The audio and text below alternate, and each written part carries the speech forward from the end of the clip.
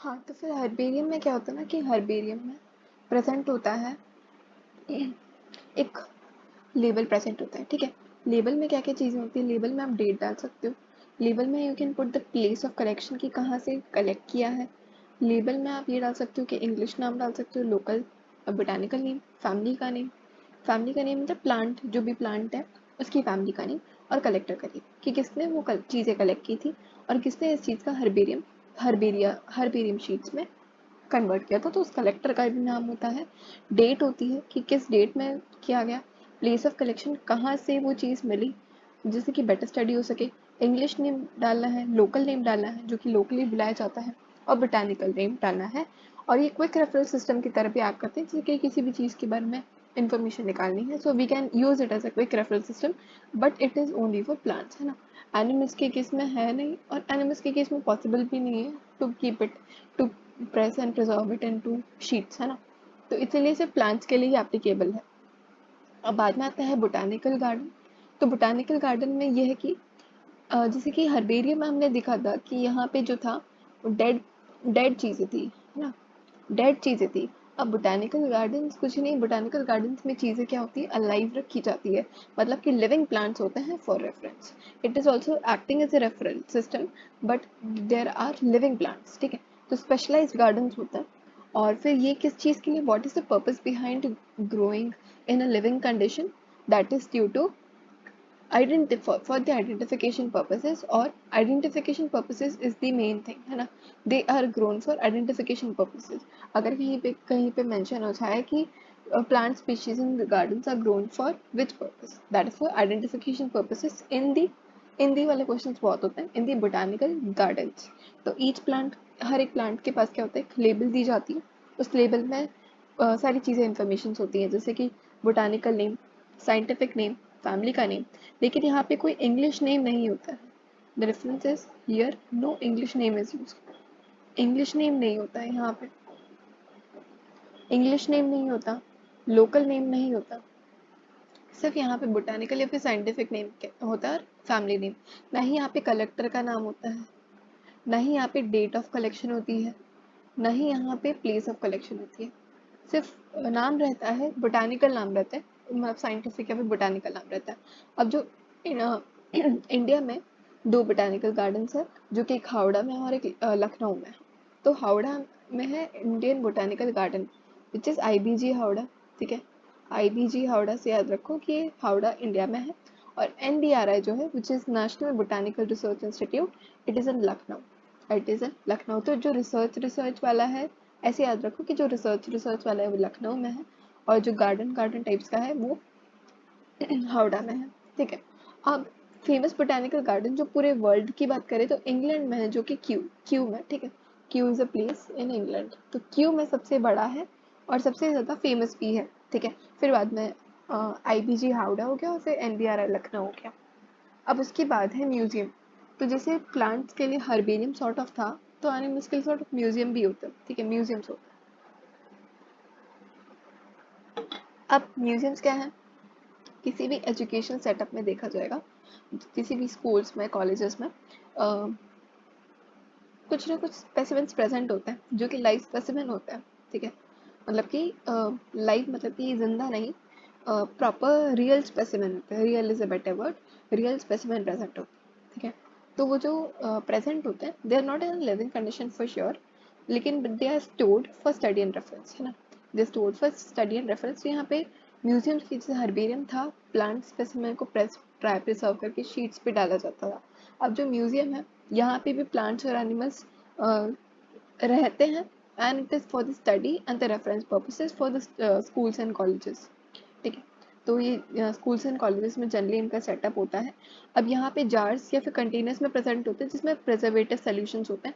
उन preservative solutions के अंदर इन सारे प्लांट स्पेसिमेन को या तो एनिमल स्पेसिमेन में को डाला जाता है। स्कूल्स एंड कॉलेजेस में देखा भी होगा ये सारी चीज़ें कि काफ़ी सारे कंटेनर्स प्रेजेंट होते हैं, उस कंटेनर्स के अंदर के अंदर मतलब कि प्लांट या एनिमल का रियल स्पेसिमेन प्रेजेंट होता है वहाँ पे।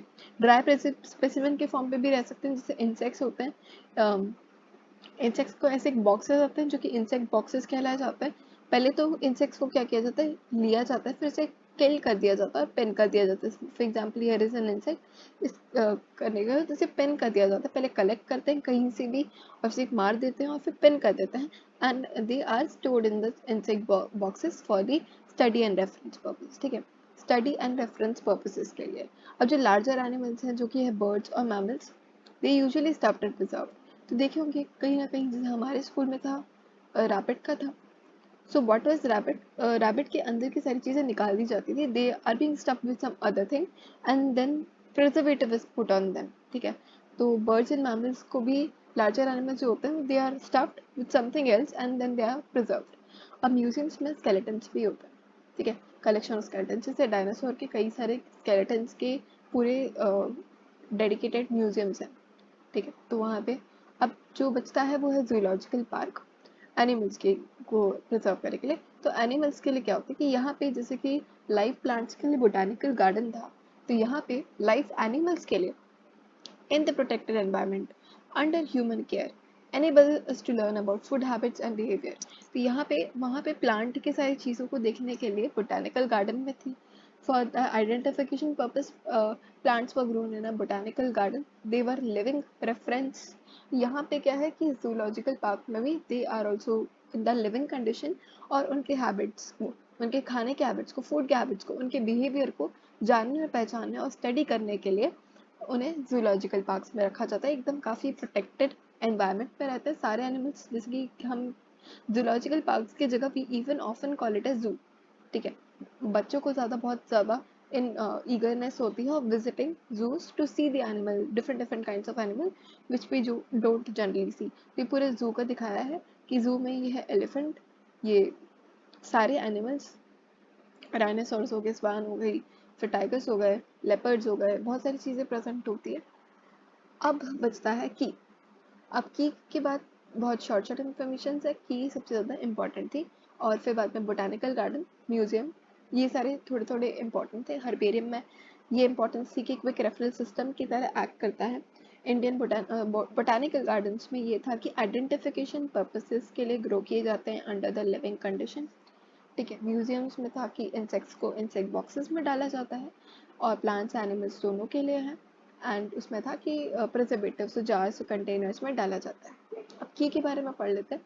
तो की जो है, की भी एक टैक्सोनॉमिकल एड है and it is also again for the identification of plants and animals. ठीक है, लेकिन यहाँ पे डिफरेंस ये होता है कि प्लांट्स एंड एनिमल्स को आइडेंटिफाई करने के लिए it is based on similarities and dissimilarities. ठीक है, सिमिलैरिटीज एंड डिसिमिलैरिटीज के बेसिस पे होता है। जैसे कि for example if we want to know about a plant A, ठीक है, मतलब एक मुझे पता है कि प्लांट है लेकिन प्लांट ए है, मुझे इसके बारे में इंफॉर्मेशन जाननी है, तो इसमें क्या होता है ना कि कीज प्रेजेंट होता है।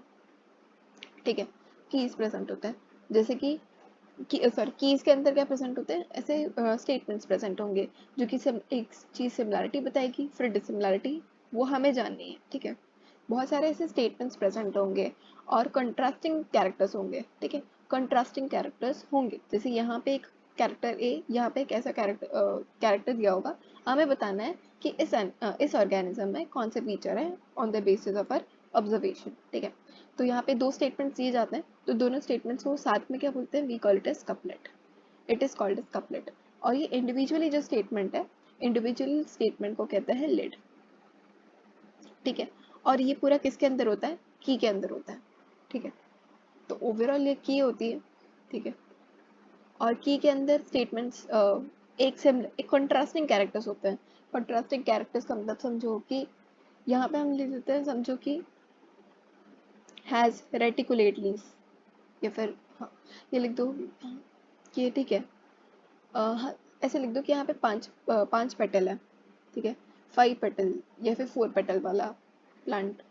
यहाँ पे अगर एनिमल्स के केस में समझो नोटोकॉर्ड है, नोटोकॉर्ड नहीं है। सो ऑन द ऑब्जर्वेशन, ठीक है, जैसे कि अगर मैंने रैबिट ढूंढा और मैं जानना चाहती हूँ उसके बारे में इंफॉर्मेशन, चल सी कि हाँ रैबिट में नोटोकॉर्ड है, सो ये वाला स्टेटमेंट सही है इस चीज़ के लिए। जैसे कई सारे कपलेट दिए होंगे और वो कपलेट के अंदर दो कंट्रास्टिंग कैरेक्टर्स दिए होंगे and each one is called as lead, each one is called as lead.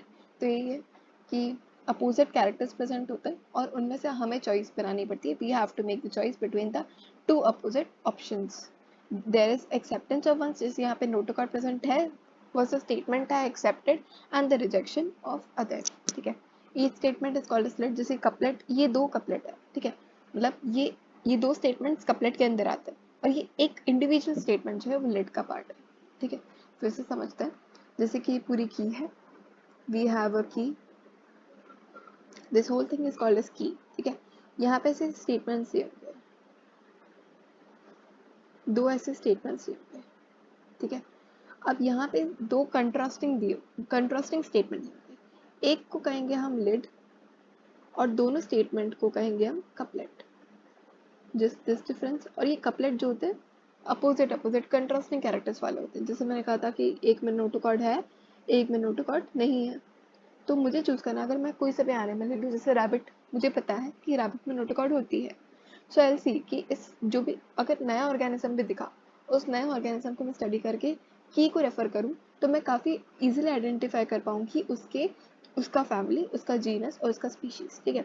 तो हर एक टैक्सोनॉमी की अलग अलग होती है, जैसे कि जीनस, मुझे इस किसी भी रैंडम ऑर्गेनिज्म का जीनस निकालना है तो मैं जीनस वाली की यूज़ करूँगी। मुझे भी किसी रैंडम ऑर्गेनिज्म की फैमिली निकालनी है तो मैं फैमिली वाली की यूज़ करूँगी। तो फैमिली के लिए की अलग है, स्पीशीज़ के लिए की अलग है, जीनस के लिए की अलग है, ठीक है।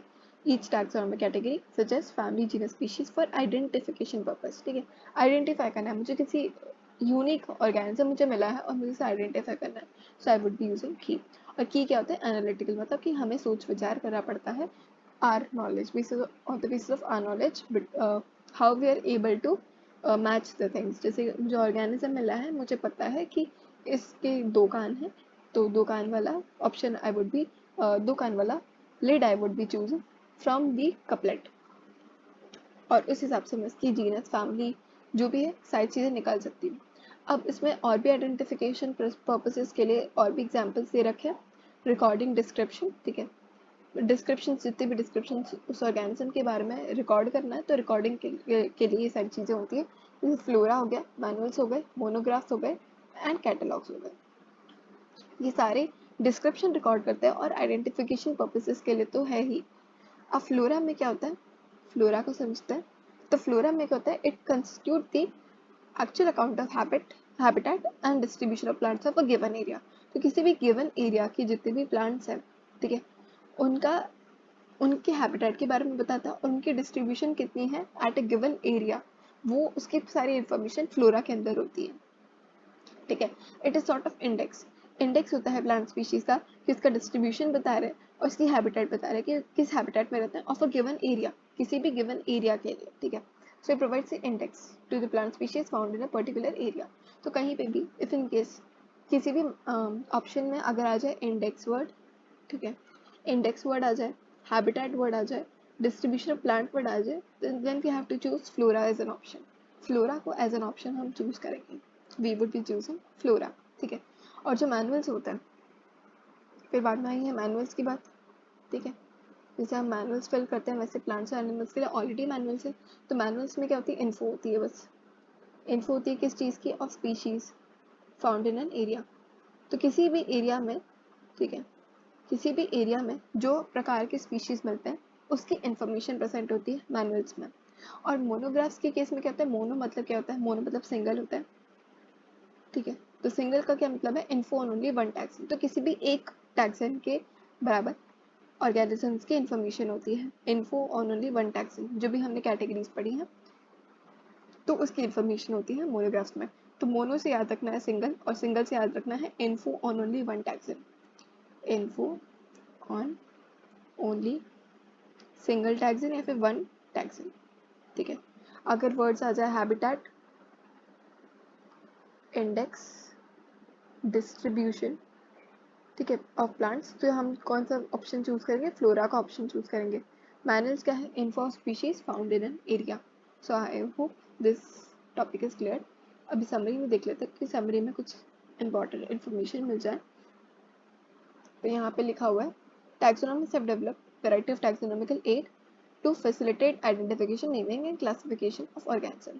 तो taxonomic aid is helping in the identification purpose।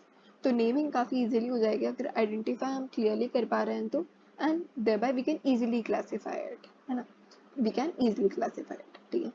फिर हर्बेरिया के बारे में, herbarium is a single word and herbaria is a plural word. तो इन सारी चीज़ों के बारे में बताया है। इट रिक्वायर्स स्पेशल टेक्निक्स, तो स्पेशल टेक्निक्स की ज़रूरत पड़ती है for collection and preservation of specimens. जिस वहाँ पे कहा गया था कि हमें काफ़ी स्पेशलाइज्ड इंटेंसिव लेबोरेटरीज चाहिए रहती हैं और फील्ड स्टडीज़ करनी पड़ती है। तो यही बताया कि स्पेशल टेक्निक्स चाहिए रहती है for collection and preservation. Herbaria और म्यूजियम्स के केस में प्रिजर्वेशन जनरली बात की गई है, और बाकी सब जगह तो लाइव ही होता है। लाइव स्पेसिमेंट्स की बात किया जाए तो बोटानिकल गार्डन्स और जूलॉजिकल पार्क्स में होते हैं। तो जो भी लाइव वाली स्पीशीज़ हैं वो जू और वो है जू में है और बोटानिकल गार्डन में है, ठीक है। और जो कि प्रिजर्व स्पेसिमेन है, प्रिजर्व बाकी सब बच्चे कुछ में, जैसे कि हर्बेरिया हो गया, हर्बेरिया के बाद म्यूजियम्स हो गए, ठीक है।